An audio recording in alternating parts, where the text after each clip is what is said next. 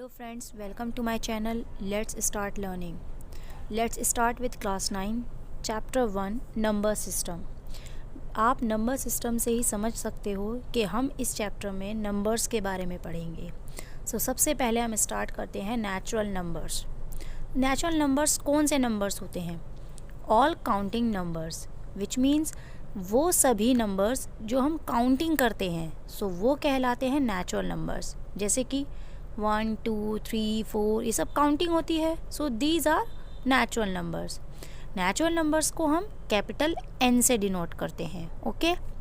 Now whole numbers. What are whole numbers? Whole numbers क्या होते हैं? All natural numbers together with zero. सभी natural numbers but zero के साथ, ये सभी क्या कहलाते हैं? Whole numbers. फॉर एग्जाम्पल 0, 1, 2, 3, 4 ये सभी क्या होते हैं? Whole numbers. होल नंबर्स को हम W से रिप्रेजेंट करते हैं. Now integers. इंटीजर्स क्या होते हैं? All natural numbers as well as negative natural numbers including zero. सभी नेचुरल नंबर्स और उनके साथ साथ सभी नेगेटिव नेचुरल नंबर्स और जिनके साथ ज़ीरो भी हो, वो सभी कहलाते हैं इंटीजर्स. फॉर एग्जाम्पल -3, -2, -1 ये सभी नेगेटिव नेचुरल नंबर्स हैं. 0, 1, 2, 3 ये सभी होल नंबर्स हैं.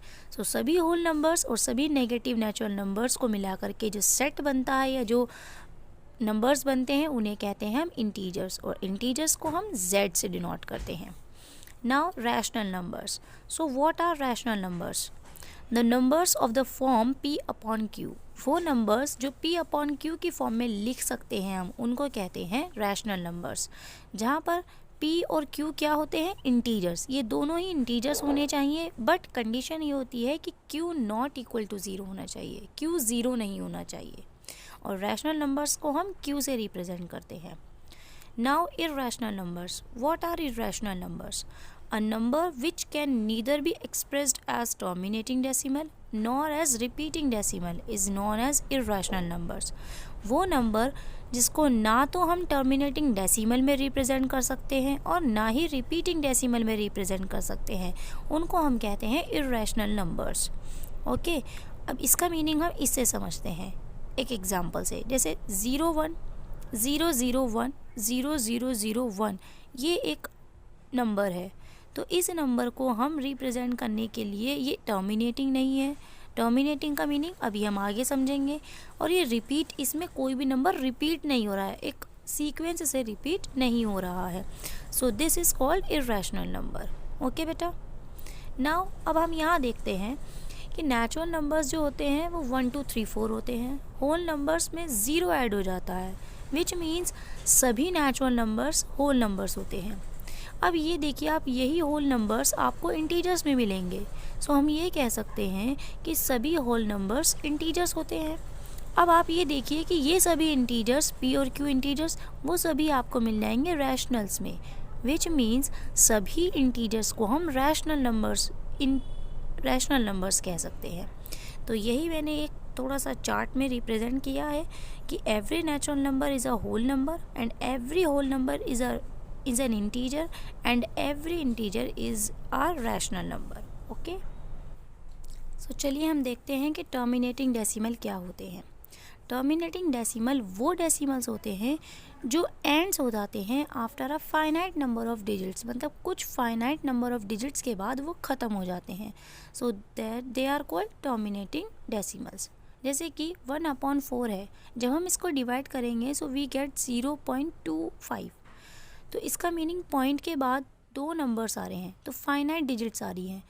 This is a terminating decimal number. Okay. Now repeating decimal. ये रिपीटिंग का मीनिंग क्या होता है? जो कोई भी नंबर जब रिपीट होता है तो that is called the repeating decimal. A decimal in which a digit or a set of digit is repeated periodically.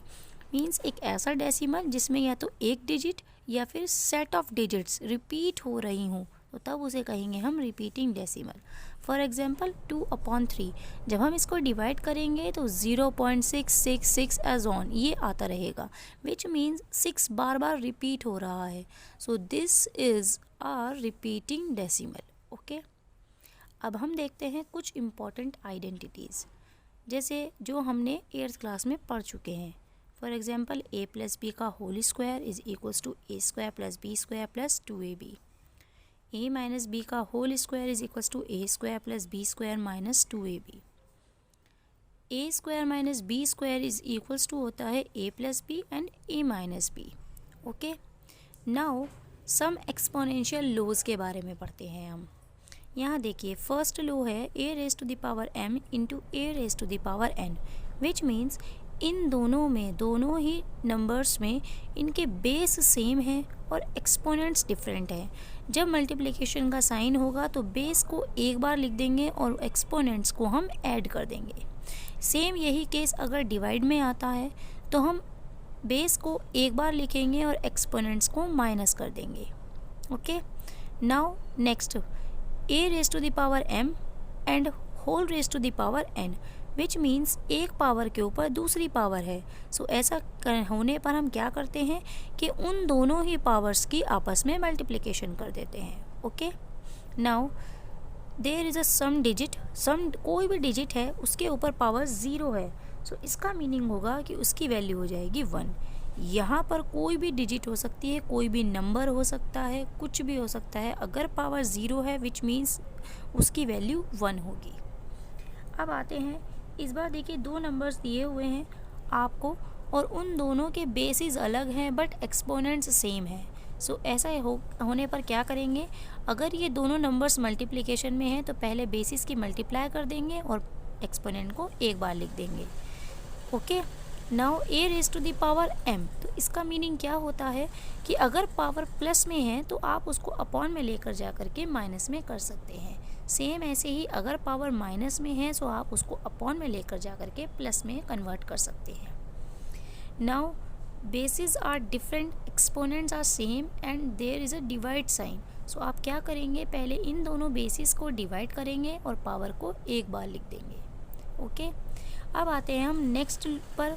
Next है कि if a raise to the power m equal to होगा a raise to the power n के, which means अगर किसी base की power दोनों side base same है और पावर डिफरेंट है तो इसका मीनिंग होगा अगर इक्वेलिटी है तो बेस सेम है तो पावर्स भी सेम हो जाएंगी। ओके बेटा, ये था इंट्रोडक्शन इस चैप्टर का। If you like this video then like and subscribe to my channel. Thank you.